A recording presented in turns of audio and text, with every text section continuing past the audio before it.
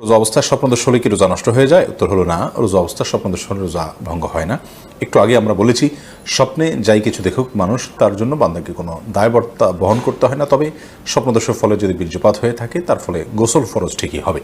এছাড়া স্বপ্নদোষের কারণে রোজা ভঙ্গ হবে না। এরপরে প্রশ্ন হলো, রোজা অবস্থায় রক্তদান করলে কি রোজা ভেঙে যাবে? শরীর থেকে কোনো কিছু বের হলে নাকি রোজা ভেঙে যায়? রোজা অবস্থায় রক্তদান করলে রোজা ভাঙবে না, আর শরীর থেকে কোনো কিছু বের হলেও রোজা ভাঙবে না।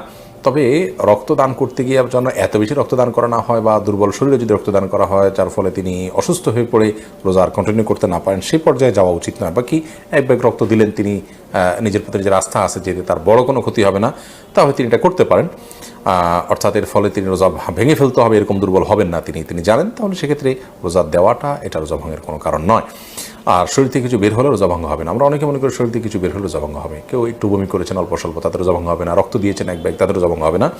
তবে ইচ্ছাকৃত বমি করলে সেটি রোজা ভঙ্গের কারণ হবে। মূলত শরীরে কোনো কিছু প্রবেশ করলে, শরীরেও না, পাকস্থলীতে, পেটে খাদ্যের কাজ দেয়, এরকম কোনো কিছু হলে সেটি রোজা ভঙ্গের কারণ হবে। এর পরের প্রশ্ন হলো, রোজা রাখা অবস্থায় কি গুপ্তাঙ্গের লোম পরিষ্কার করা যাবে? উত্তর হলো করা যাবে, কোনো অসুবিধা নাই, এর ফলে রোজার বা সিয়ামের কোনো ক্ষতি হবে না। এরপরের প্রশ্ন হলো, রোজা অবস্থায় যদি হস্তমৈথুন করে তাহলে রোজা ভেঙে যাবে কিনা? ভেঙে গেলে যদি সাথে সাথে ফরজ গোসল করে পুনরায় রোজার নিয়ত করে তাহলে কি রোজা হবে? না, এর ফলে রোজা আর জোড়া লাগবে না। হস্তমৈথুন করে বীর্যপাত যদি কেউ করে তার ফলে রোজা ভেঙে যাবে। এই রোজা তাকে পরবর্তীতে রেখে দিতে হবে, এবং এই রোজার ভাঙার ফলে তাকে কাফারাও আদায় করতে হবে। অর্থাৎ একটি রোজার কারণে তার একটা রোজা তো কাজা করতেই হবে, সাথে আরও 60টা রোজার টানা ধারাবাহিকভাবে বিরতিহীনভাবে রেখে দিতে হবে।